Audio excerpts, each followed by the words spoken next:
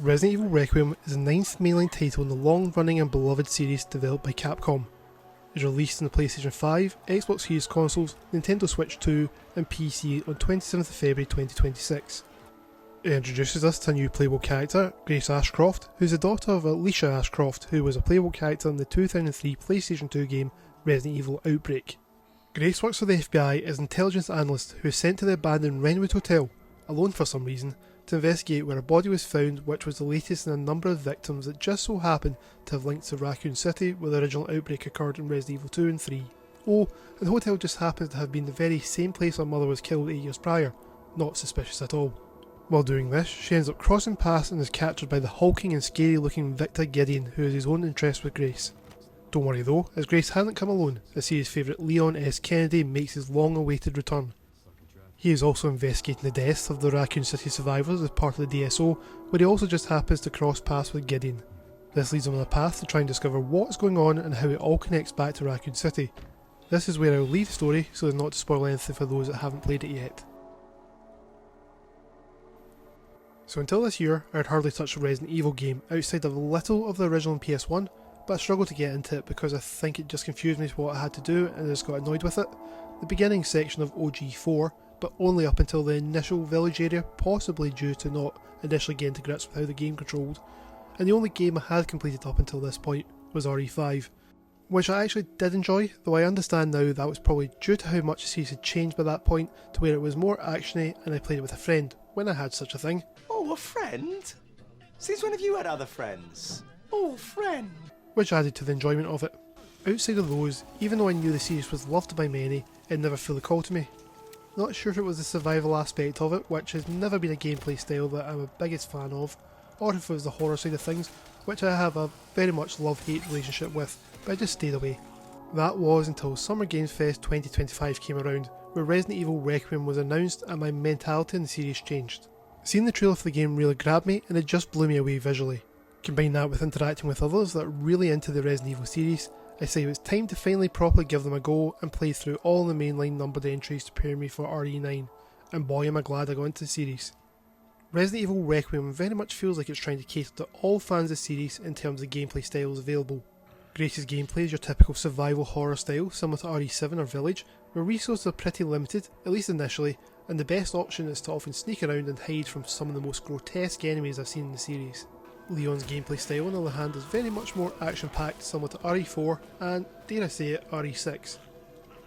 He comes equipped with a large range of weapons, including the super powerful Requiem, a hatchet for close range combat and parrying enemy attacks, and of course a mean roundhouse kick. He can also pick up and use or throw weapons dropped by enemies. Also as a first in the series, you can switch between first person and third person.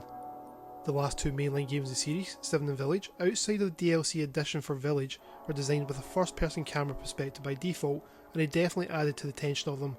I'm looking at you at the beginning hour or so of RE7.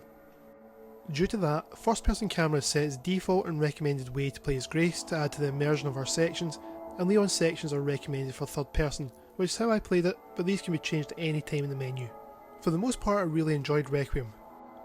First I want to mention that the game looks stunning. I was playing on the standard PS5 and it's safe to say that the RE engine being used is one of the best looking engines out there.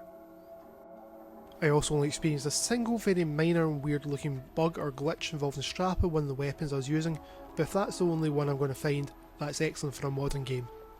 The environments were also really good, with it hard not to compare the hospital in the initial part of the game to that of the Spencer Mansion from RE1 or the police station at RE2, where different areas are available to explore and discover. There are also plenty of puzzles available to solve as you make your way around the area. I also liked how they gave some of the zombies their own personalities, with traits linking them back to when they were alive, such as the chef still pottering around the kitchen, or the maid who is determined to keep the bathroom mirrors clean, with little success due to trying to use blood to do so. The story was also pretty good and kept me engaged all the way through. There were also plenty of Easter eggs and fan service moments found out during cutscenes, and the usual many notes that can be found scattered across the world, which was nice.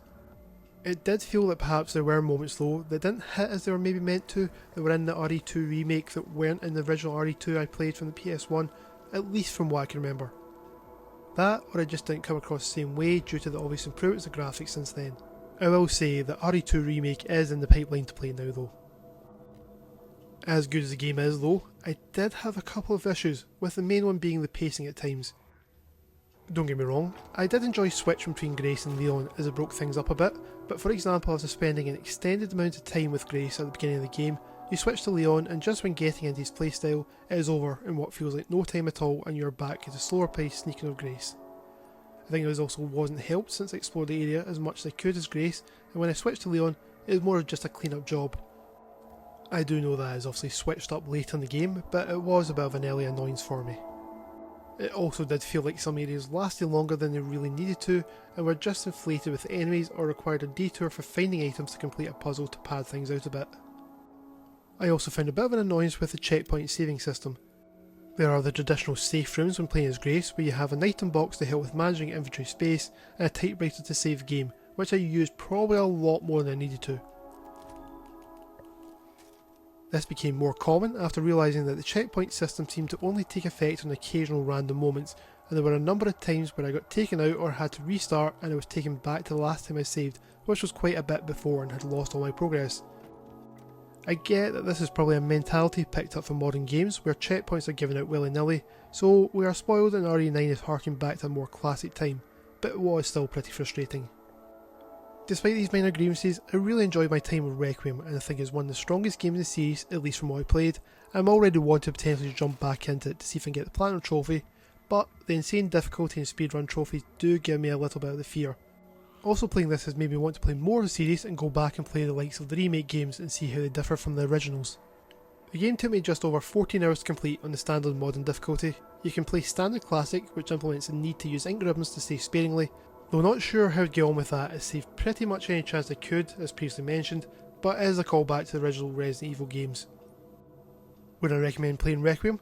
Definitely, but only if you have played at least a few of the previous entries, namely 2 and 4, though playing more of the previous ones I feel also would help understanding some of the backstory and things mentioned in the latter part of the game. A definite must try and would give the game a solid 9 out of 10. Thank you for watching the video. If not done so already, a like and a subscribe would be greatly appreciated and help the channel reach the next milestone of 200 subscribers. Let me know in the comments what your thoughts are on Resident Evil Requiem, and if there are any of the side games in the series that I really should give a try. Catch you in the next one.